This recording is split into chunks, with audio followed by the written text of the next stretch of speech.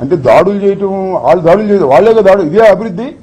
కేంద్ర మంత్రి గారు చెప్పే అభివృద్ధి రాత్రి 8 గంటలకి ముస్తఫా గారి కూతురు ఇల్లుని సోదా చేయటం అభివృద్ధి. అభివృద్ధి చేయడం అభ్యంతరం లేదు. తలుపులు పగలగొట్టి విరూపాక్ష అనే ఎమ్మెల్యేని సీసీ కెమెరాలు కూడా పగలగొట్టేసి తీసుకురావటమా? ఇదేనా అభివృద్ధి? నీ అభివృద్ధి ఏంటి చెప్పమంటున్నాను. ఇది ఖండించుకోకుండా అభివృద్ధి అంటే అభివృద్ధి ఏంటి? నాకు అర్థం కాలేదు. ఓకే,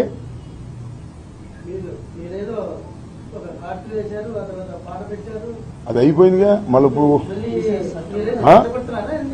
నేను తెచ్చగొట్టమేంటి? ఆయన పెద్ద మనిషి అంత ఇంద్రగా మాట్లాడు. మొన్న ఎక్కడ మాట్లాడన్నాడుగా, నేను ఇలాంటి గురించి మాట్లాడను, నేను అభివృద్ధి గురించే మాట్లాడతానన్నాడు. మరి అప్పుడు ఎందుకు మాట్లాడాడు? అప్పుడు మీ అందరికి గుర్తుందా?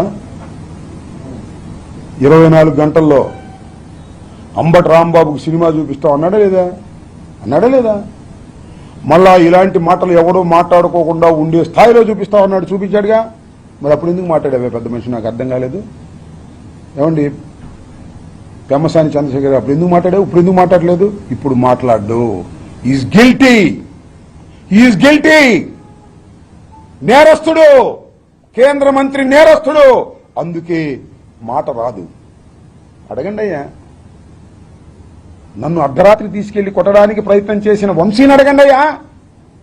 నన్ను అర్ధరాత్రి తీసుకెళ్లి కొట్టడానికి ప్రయత్నం చేసిన గంగా వెంకటేశ్వరుని అడగండి అయ్యా. ఎవరి దగ్గర నుంచి ఫోన్ వచ్చిందో.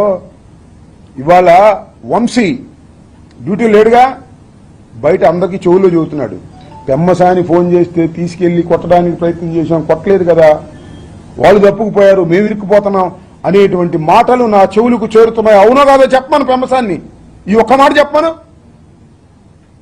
ఆ రోజున నువ్వు గంగా వెంకటేశ్వర్లకు గాని లేదా వంశీ ధరకు గాని ఫోన్ చేశావా చేయలేదా? నేను లాకప్లో ఉన్నప్పుడు చెప్పని అడుగుతా ఉన్నా. 2, 24 గంటల్లో నీకు సినిమా చూపిస్తామని అన్నావా లేదా? ఈ రెండింటికి సమాధానం చెప్పు చాలు, ఒప్పుకుంటా నేను. ఎందుకయ్యా ఇలా మాట్లాడతారు? పెద్ద మనుషులాగా నటిస్తారు. వాహిని వారి పెద్ద మనుషులు, చూడటానికి పెద్ద మనుషులు, తడిగుడ్డలతో గొంతులు కోసే కార్యక్రమం, లాకప్లో పెట్టి నన్ను హింసించే కార్యక్రమం. కడుపు రగిలి మాట్లాడుతున్నా. నాకేమి పెమ్మసాని చంద్రశేఖర్ మీద నాకేం కోపం లేదు. ఆయన కొత్తగా రాజకీయాల్లోకి వచ్చాడు, నాకేం కోపం ఉంటుంది చెప్పండి? నేను విద్యార్థి దశ నుంచి రాజకీయాల్లో ఉన్నా. ఆయన ధనవంతుని కాకపోవచ్చు. ఇవాళ నేను అభివృద్ధి గురించి మాట్లాడతాను, ఇట్లాంటి మాట్లాడినాను. ఏం పెద్ద మనిషితో మాట్లాడతావయ్యా? గంగా వెంకటేశ్వర్లకు ఫోన్ చేసినప్పుడు ఏమైంది? వంశీధరకు ఫోన్ చేసినప్పుడు ఏమైంది? మా ఇంటి మీదకి జనాన్ని పంపినప్పుడు ఏమైంది?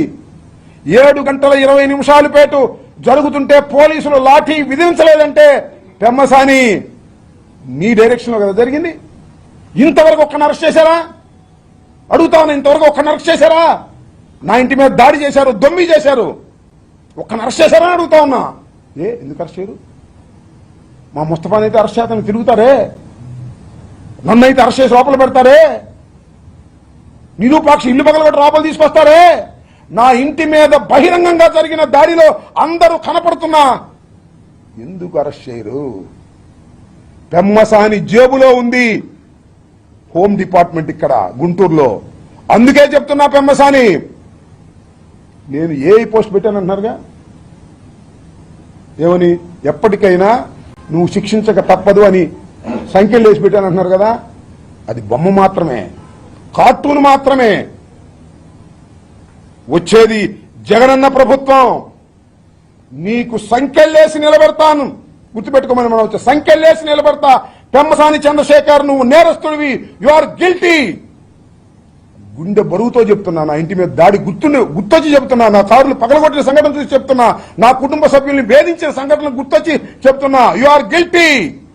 నిన్ను కార్టూన్లో కాదు, రేపు చట్టబద్ధంగా సంఖ్యలేసి చూపించేంత వరకు నిద్రపోను నేను, గుర్తుపెట్టుకోమని కూడా ఈ సందర్భంగా చెప్పదలుచుకున్నాను.